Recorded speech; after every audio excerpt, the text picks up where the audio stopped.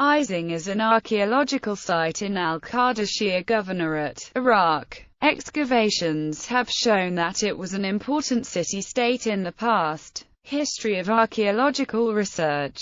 Ashan al-Bariyat was visited by Stephen Langdon for a day to conduct a sounding, while he was excavating at Kish in 1924. Most of the major archaeological work at Isin was accomplished in 11 seasons between 1973 and 1989 by a team of German archaeologists led by Barthel Ruder. However, as was the case at many sites in Iraq, research was interrupted by the Gulf War and the Iraq War. Since the end of excavations, extensive looting is reported to have occurred at the site. Even when the German team began their work, the site had already been heavily looted. Isin and its environment. Isin is located approximately 20 miles south of Nipper. It is a tell, or settlement mound, about 1.5 kilometers across and with a maximum height of 8 meters. History of occupation. The site of Isin was occupied at least as early as the early dynastic period in the middle of the 3rd millennium BC, and possibly as far back as the Ubaid period.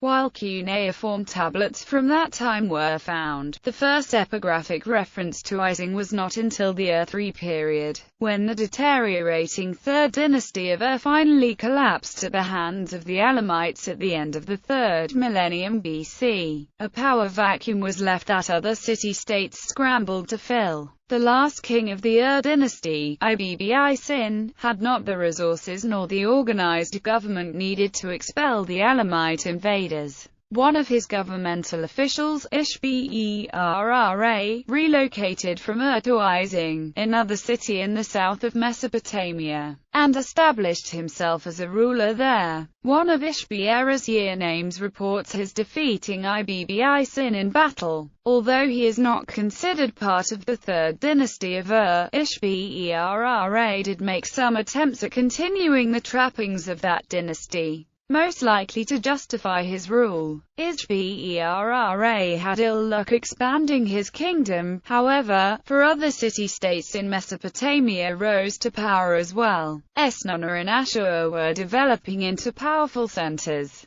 However, he did succeed in repulsing the Elamites from the Ur region. This gave the Isin dynasty control over the culturally significant cities of Ur, Uruk, and the spiritual center of Nipper. For over 100 years, Isin flourished. Remains of large buildings projects, such as temples, have been excavated. Many royal edicts and law codes from that period have been discovered. The centralized political structure of Ur-3 was largely continued, with Isin's rulers appointing governors and other local officials to carry out their will in the provinces. Lucrative trade routes to the Persian Gulf remained a crucial source of income for Isin. The exact events surrounding Isin's disintegration as a kingdom are mostly unknown, but some evidence can be pieced together. Documents indicate that access to water sources presented a huge problem for Isin. Isin also endured an internal coup of a sort when Gun-Gunum, the royally appointed governor of Lhasa and Lagash province, seized the city of Ur. Ur had been the main center of the Gulf trade, thus this move economically crippled Isin. Additionally, Gun-Gunum's two successors Abusir and Sumual both sought to cut Isin off from its canals by rerouting them into Lhasa. At some point, Nipper was also lost. Isin would never recover. Around 1860 BC, an outsider named Enlil-Bani seized the throne of Isin, ending the hereditary dynasty established by Ishberra over 150 years earlier. Although politically and economically weak, Isin maintained its independence from Lhasa for at least another 40 years. Ultimately succumbing to Lhasa's ruler Rim-Sin-I. After the first dynasty of Babylon rose to power in the early 2nd millennium and captured Lhasa, much significant construction occurred at Isin. This ended with the destruction dated to around the 27th year of the reign of Samsu-Iluna, son of Hammurabi, based on tablets found there. Later, the Kassites, who took over in Babylon after its sack in 1531 BC, resumed building at Isin. The final significant stage of activity occurred during the Second Dynasty of Isin at the end of the second millennium, most notably by King Adad Apla Adina. Kings of Isin. First Dynasty of Isin. Culture and literature. The city lay on the Isin Canal, part of a set of waterways that connected the cities of Mesopotamia. The patron deity of Isin was Nintinuga, goddess of healing, and a temple to her was built there. The Isin king Enlil Bani reported building a temple to Gula named Ini Dubai, a temple for Sud named Edim Galanar, a temple Girat Ninashina, as well as a temple for the god Nibgal. Ishbera continued many of the cultic practices that had flourished in the preceding Earth-3 period.